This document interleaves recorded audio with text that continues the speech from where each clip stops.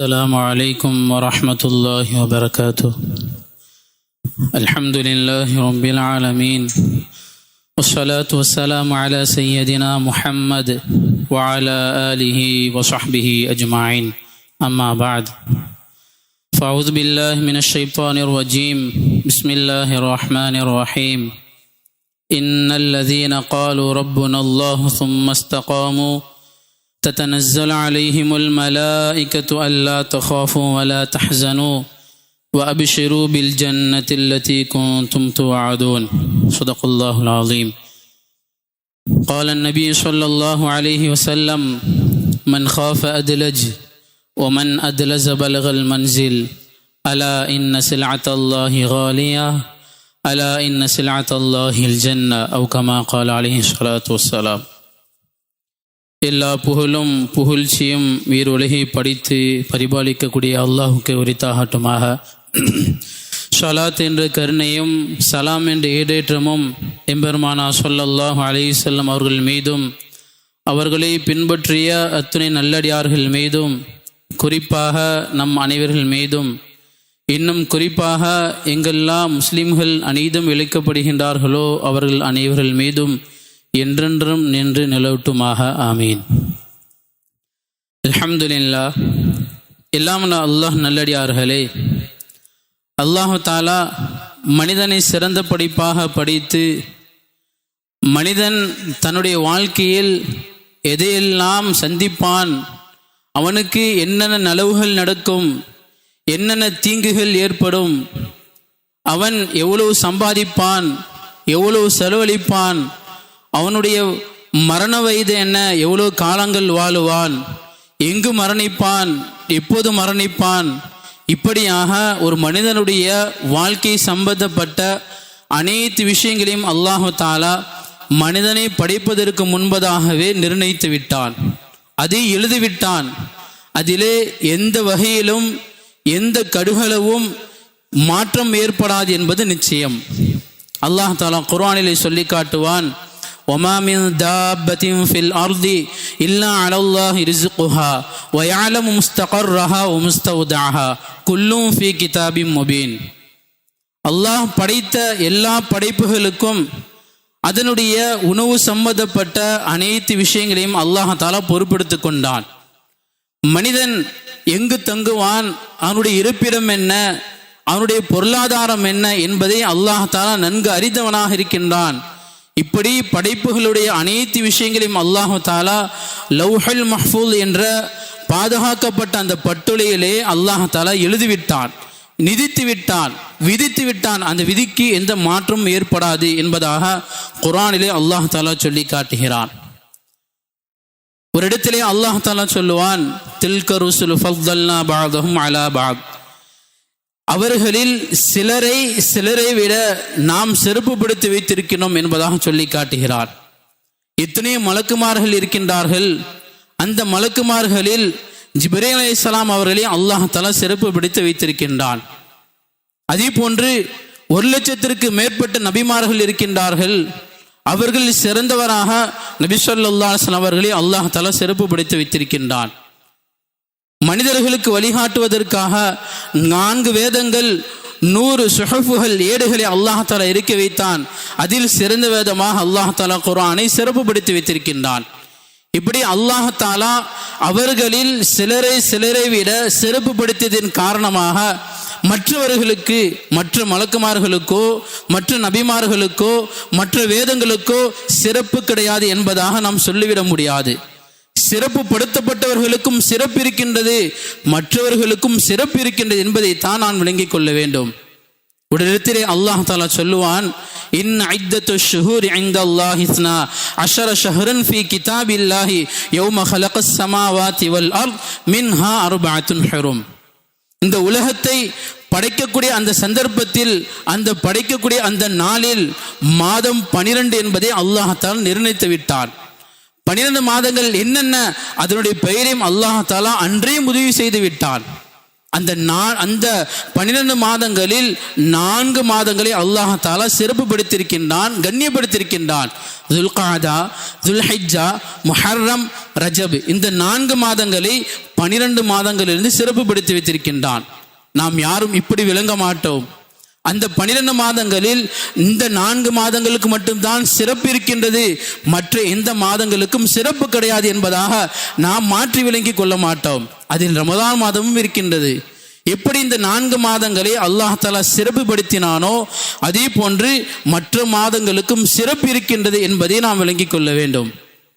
இல்லாமல் அல்லாஹ் நல்லடியார்களே, சில மக்கள் தீனுடைய விஷயங்கள், மார்க்கத்துடைய விஷயங்களில் முழுமையான அறிதல் இல்லாததன் காரணமாக, முழுமையான விளக்கம் இல்லாததன் காரணமாக ஸஃபருடைய மாதத்தை பீடைக்குரிய மாதம், அது தரித்திரத்திற்குரிய மாதம் என்பதாக தவறான முறைகளை விளங்கி வைத்திருக்கின்றார்கள். நபி ஸல்லல்லாஹு அலைஹி வஸல்லம் அவர்களுக்கு நபி பட்டம் வழங்குவதற்கு முன்னால் ஜாஹிலியா அறிவிலிகள், அறிவில்லாத அந்த காலத்திலே அந்த மக்கா காஃபிர்கள், அந்த மக்கா நகரத்துடைய மக்கள் எத்தனையோ மூட நம்பிக்கையான விஷயங்கள், எத்தனையோ அனாச்சார விஷயங்களிலே ஈடுபட்டு மூழ்கி கொண்டிருந்தார்கள். எந்த அளவுக்கு என்று சொன்னால், காபத்துல்லா என்பது அப்பொழுதும் இருந்தது, ஹஜ் உம்ராவுடைய தவாஃபுடைய அமல் அப்பொழுதும் இருந்தது. நபி அவர்கள் நபியாக அனுப்பப்படுவதற்கு முன்னால் அந்த மக்காவாசிகள் தவாஃப் செய்யக்கூடிய சந்தர்ப்பத்தில் நிறுவனமாக தவாஃப் செய்வார்கள். தங்களுடைய உடலிலே எந்த ஆடையும் இல்லாமல் நிறுவனமாக தவாஃப் செய்வார்கள். அவர்கள் இப்படி ஒரு காரணம் சொல்லிக் கொள்வார்கள், நாம் இந்த ஆடையை அணிந்து கொண்டு நாம் பல பாவங்கள் செய்து விட்டோம், அந்த பாவத்தின் காரணமாக நம்முடைய ஆடைகள் எல்லாம் அசுத்தமாகிவிட்டது, இந்த அசுத்தமான உடையோடு நாம் எப்படி பரிசுத்தமான அந்த காபத்துல்லாஹை தவாப் செய்வது என்பதாக தவறான விஷயத்தில் மூட நம்பிக்கையோடு அந்த மக்கள் வாழ்ந்து வந்தார்கள். நபி ஸல்லல்லாஹு அலைஹி வஸல்லம் அவர்கள் இது போன்ற மூட நம்பிக்கையான விஷயங்களை அல்லாஹ் தஆலா நபியவர்கள் மூலமாக ஒழித்து கட்டினார். இந்த விஷயத்தை அல்லாஹ் தஆலா நபியவர்களுக்கு வஹீன் மூலம் இறக்கி சொன்னான், யா பனி ஆதம ஹுது ஸீனத்தக்கும் இன்த குல்லி மஸ்ஜித், நீங்கள் மஸ்ஜித்களுக்கு வரும் பொழுது, தொழுகைக்காக வரும் பொழுது, தவாப் செய்வதற்காக வரும் பொழுது ஆடை போன்ற விஷயங்களின் மூலமாக உங்களுடைய மறைக்க வேண்டிய அந்த உறுப்புகள், உங்களுடைய உடல்களை சரியான முறையில் மறைத்துக் கொள்ளுங்கள், ஆடைகளின் மூலமாக உங்களை நீங்கள் அழகுபடுத்திக் கொள்ளுங்கள் என்பதாக அல்லாஹ் தஆலா அந்த மூட நம்பிக்கையை இந்த ஆயத்தின் மூலமாக ஒழித்து கட்டுகிறான். நபி ஸல்லல்லாஹு அலைஹி வஸல்லம் ஹதீஸில் சொன்னார்கள், ஃபைன்னல் ஹயா மினல் ஈமான், வெட்கம் ஈமானுடைய ஒரு பகுதி என்பதாக அந்த மக்களுக்கு சொல்லி அந்த மூட நம்பிக்கையிலிருந்து அந்த மக்களை நபி அவர்கள் வெளியாக்கினார்கள். இப்படியாக அந்த ஜாஹிலியா காலத்தில், அறிவில்லாத அந்த காலத்தில் அந்த மக்களிடத்திலே உடலிலும் அதே போன்று அவருடைய உள்ளத்திலும் இரத்தத்திலும் மூழ்கி இருந்த அனைத்து விதமான அனாச்சாரங்கள், அனைத்து விதமான மூட நம்பிக்கைகளை நபி ஸல்லல்லாஹு அலைஹி வஸல்லம் அவர்கள் முழுமையாக ஒழித்து கட்டுவதற்காகத்தான் அனுப்பப்பட்டார்கள். நபி அவர்கள் தன்னுடைய ஹஜ்ஜத்துல் விதா, இறுதி ஹஜ்ஜிலே நபி அவர்கள் பலவிதமான உபதேசங்கள் செய்தார்கள். அதில் நபி ஸல்லல்லாஹு அலைஹி வஸல்லம் அவர்கள் தன்னுடைய உரையிலே சொல்லும் பொழுது நபி அவர்கள் சொன்னார்கள், அலா குல்லி ஷைஇம் மின் அம்ரில் ஜாஹிலியத்தி தஹ்த கதமைய மௌதுஅன், அந்த ஜாஹிலியா காலத்தில், அறிவில்லாத மடத்தனமான வாழ்ந்த அந்த காலத்தில் என்னென்ன மூட நம்பிக்கைகள், என்னென்ன அனாச்சாரங்கள் இருந்ததோ அனைத்தையும் நான் என்னுடைய காலடியிலே மிதித்து விட்டேன், அனைத்தையும் ஒன்றில்லாமல் ஒழித்து கட்டிவிட்டேன் என்பதாக நபி ஸல்லல்லாஹு அலைஹி வஸல்லம் அவர்கள் தன்னுடைய இறுதி ஹஜ்ஜிலே மக்களுக்கு அந்த உபதேசத்தை சொல்லினார்கள். எல்லாம் அல்லாஹ் நல்லடியார்களே, நபி ஸல்லல்லாஹு அலைஹி வஸல்லம் அவர்கள் மூட நம்பிக்கையான அதே போன்ற அனாச்சாரமான எல்லா விஷயங்களையும் நான் ஒழித்து கட்டிவிட்டேன் என்று நபி ஸல்லல்லாஹு அலைஹி வஸல்லம் அவர்கள் சொல்லி இருக்க, இன்றைய காலகட்டத்திலும் எத்தனையோ மக்கள், இன்னும் சொல்ல போனால் 21ஆம் நூற்றாண்டில் அறிவியலுடைய விஷயங்களிலே உச்சக்கட்டத்துக்கு போன அந்த சந்தர்ப்பத்திலும் எத்தனையோ மக்கள் இன்றும் கூட பலவிதமான மூட நம்பிக்கைகள், பலவிதமான அனாச்சாரங்களில் சிக்கிக் கொண்டிருக்கின்றார்கள். எத்தனை விஷயங்களை நாம் சொல்லலாம். உதாரணத்துக்கு 1-2 விஷயங்களை நாம் பார்ப்போமே ஆனால், பயணத்துக்காக அல்லது வேறு ஏதேனும் தேவைக்காக தன்னுடைய வீட்டிலிருந்து வெளியே கிளம்பும் பொழுது பூனை குறுக்கிட்டு விட்டால், பூனை குறுக்கே சென்று விட்டால், பூனை வந்து விட்டது, தரித்திரியம், அபசகுனம், நாம் பயணம் செய்யக்கூடாது, அந்த தேவைக்காக போகக்கூடாது, அந்த தேவை உருப்படியாக இருக்காது என்பதாக பயணத்தையோ அந்த தேவைக்காக செல்லக்கூடிய விஷயத்தை தடை செய்து விடுகின்றார்கள். அதே போன்று தன்னுடைய ஏதேனும் ஒரு தேவைக்காக வெளிக்கலை செல்லும் பொழுது யாராவது எங்கு போகிறார், எங்கு செல்கின்றீர் என்பதாக கேட்டால் உடனே இருந்து விடுகிறார்கள். போகும்போது இப்படி ஒரு கேள்வியா, என்னுடைய நேரம் நல்லா இருக்குமா, தரித்திரமாக போயிடும் என்பதாக தவறாக விளங்கி கொண்டு அந்த விஷயத்துக்காக செய்ய வேண்டிய முயற்சியை விட்டு விடுகின்றார்கள். இன்னும் சொல்ல போனால் சஃபருடைய மாதத்திலே குழந்தை பிறந்தால், குழந்தை பெற்றெடுத்தால் அது தரித்திரமாக இருக்கும்.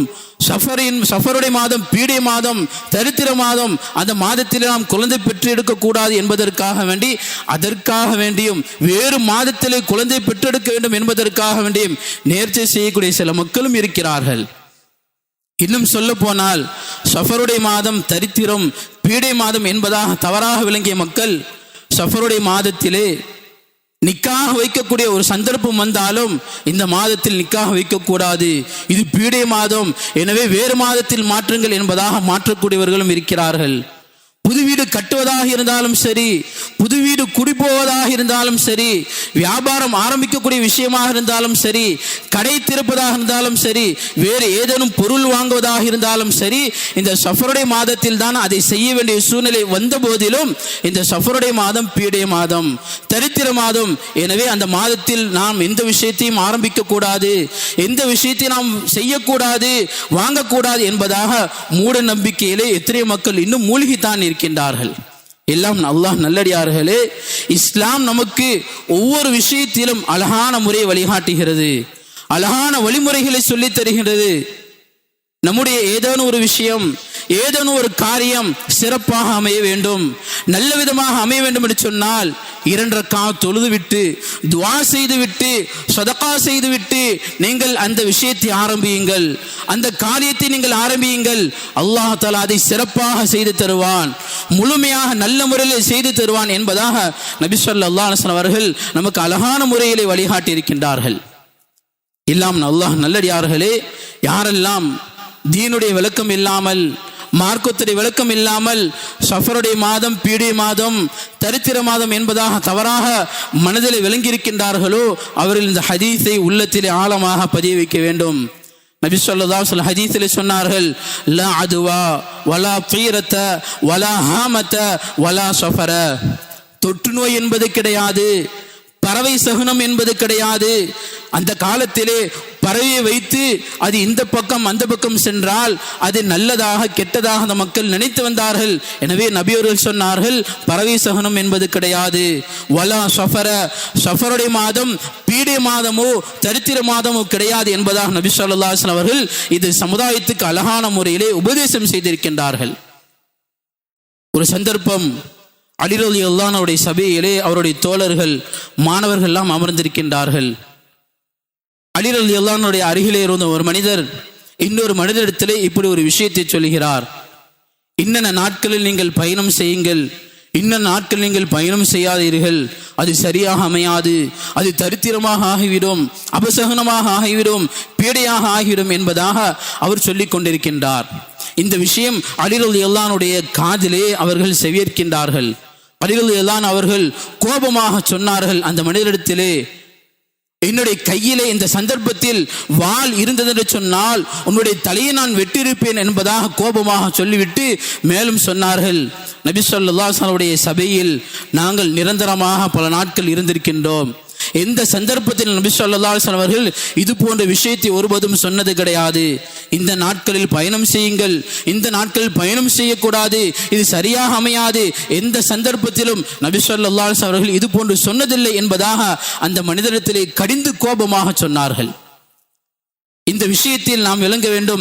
இன்னும் சில மக்கள் குறிப்பிட்ட சில தினங்களில் பயணம் செய்தால் அது சரியாக அமையாது, குறிப்பாக புதன்கிழமை பயணம் செய்தால், புதன்கிழமை ஏதேனும் விஷயத்தை செய்தால் அது சரியாக அமையாது என்பதாக தீனை சரியாக விளங்காத மூட நம்பிக்கையிலே மூழ்கி இருக்கக்கூடிய சில மக்களும் இப்போது இருந்து கொண்டிருக்கின்றார்கள்.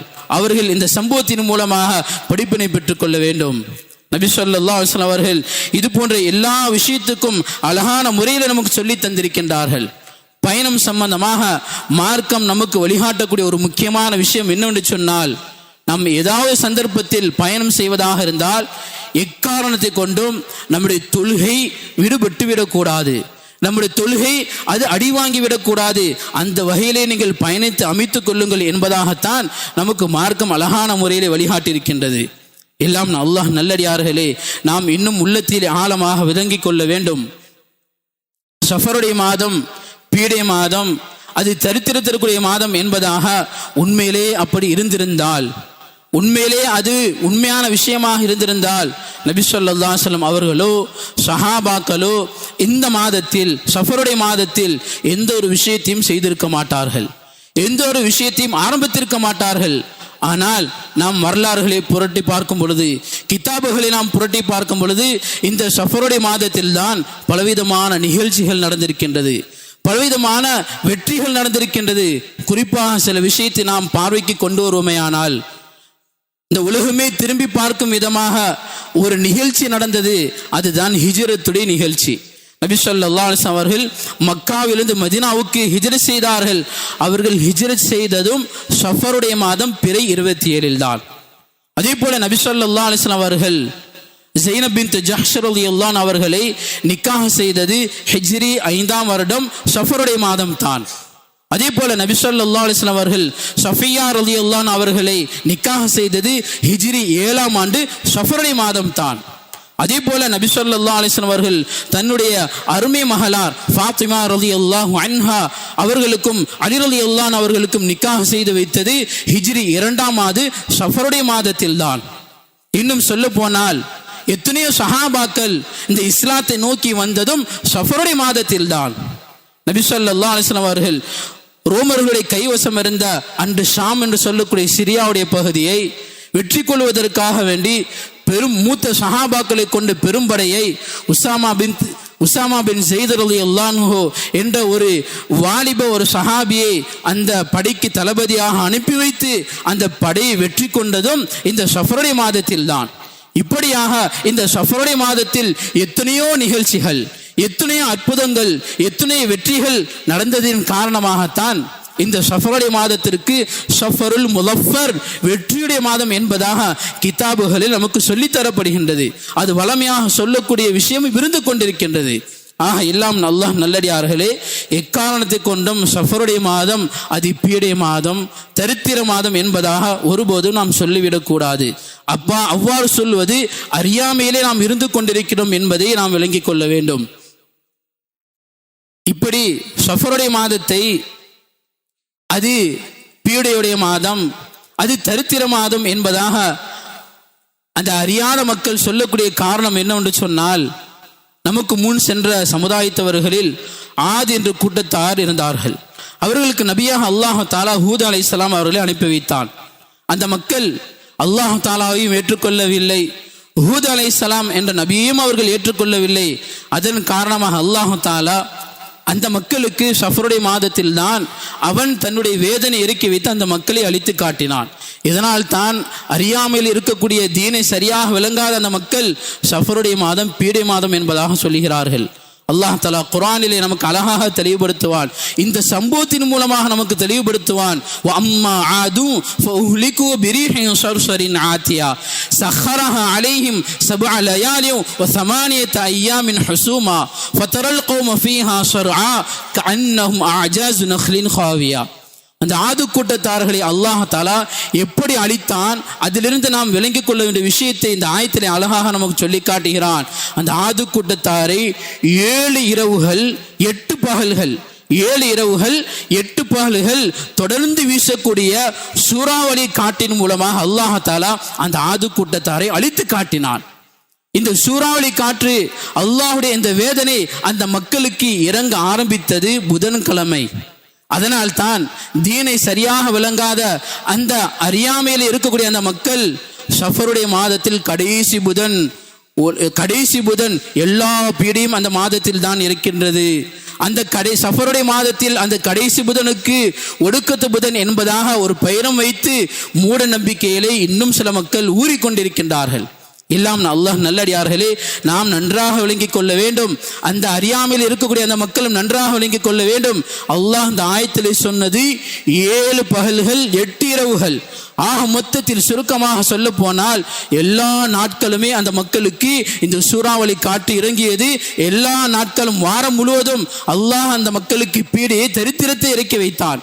ஆக மொத்தத்தில் சொல்ல போனால் வாரம் முழுவதும் மக்களுக்கு பீடை இருக்கின்றது, தரித்திரம் இருக்கின்றது என்பதை விளங்கிக் கொள்ள வேண்டும்.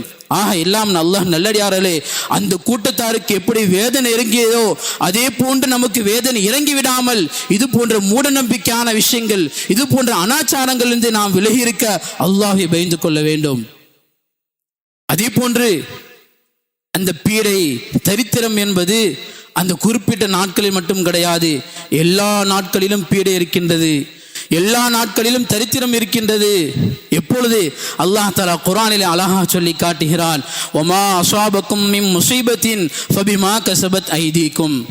உங்களுக்கு வந்திருக்கக்கூடிய இந்த இக்கட்டான சூழ்நிலை, உங்களுக்கு நேரிட்ட இந்த பீடை, இந்த தரித்திரம், இந்த கஷ்டங்கள் எல்லாம் நீங்கள் உங்கள் கையால் சம்பாதித்து கொண்டவை. உங்களுடைய பாவத்தின் காரணமாகத்தான் இந்த தரித்திரங்கள், இந்த பீடைகள் எல்லாம் உங்களுக்கு வந்திருக்கின்றது என்பதாக அல்லாஹ் தஆலா சொல்லி காட்டுகிறார். எப்பொழுது மக்களுடைய பாவங்கள் அதிகரித்து விட்டதோ, அல்லாஹ் தன் மீது கடமையாக்கின விஷயங்களில், ஃபர்லான விஷயங்களில் மக்கள் கோட்டை விட்டு விட்டார்களோ, ஹராமான விஷயங்களை சர்வசாதாரணமாக செய்து விட்டார்களோ, அப்பொழுதெல்லாம் பீடை தரித்திரங்கள் இருந்து கொண்டு தான் இருக்கும் என்பதாக அல்லாஹ் தஆலா அந்த வசனத்திலே நமக்கு சொல்லி காட்டுகிறார். எல்லாம் அல்லாஹ் நல்லடியார்களே, நபி ஸல்லல்லாஹு அலைஹி வஸல்லம் ஹதீஸிலே அழகாக சொன்னார்கள், நாம் உள்ளத்திலே ஆழமாக பதிய வைக்க வேண்டும்.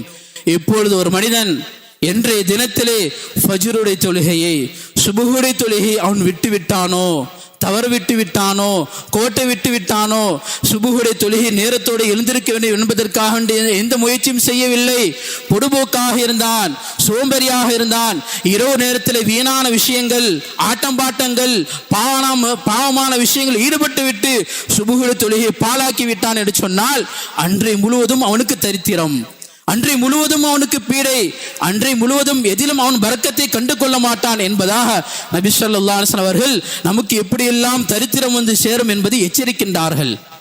அப்துல் காதிர் ஜீலானி ரஹ்மத்துல்லாஹி அலைஹி அவர்கள் சொன்னார்கள், இன்றைய தினத்திலே ஒரு மனிதன் ஒரு வேளை தொழுகை விட்டு விட்டானோ, ஒரு வக்துடைய தொழுகை விட்டு விட்டானோ, அன்று முழுவதும் அவனுக்கு பீடை, அன்று முழுவதும் அவனுக்கு தரித்திரம், அன்று முழுவதும் அவனிடத்திலே எந்த பரக்கத்தையும் நாம் பார்க்க முடியாது என்பதாக அப்துல் காதிர் ஜீலானி ரஹ்மத்துல்லாஹி அலைஹி அவர்களும் நமக்கு எப்படியெல்லாம் தரித்திரம் வரும், எப்படியெல்லாம் பீடை வரும் என்பதாக நமக்கு எச்சரிக்கை செய்கின்றார்கள்.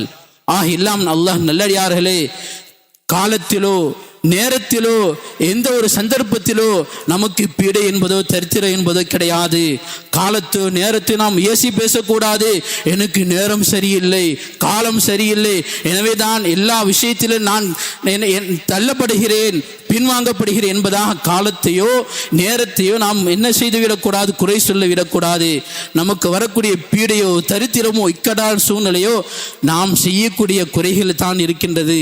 ஃபர்லான விஷயங்களை கோட்டை விட்டு விட்டால், ஹராமான விஷயங்களை செய்துவிட்டால், பாவமான விஷயங்களை செய்துவிட்டால், அப்பொழுதுதான் நமக்கு அதன் காரணமாக நமக்கு தரித்திரமும் பீடைய வருகின்றது.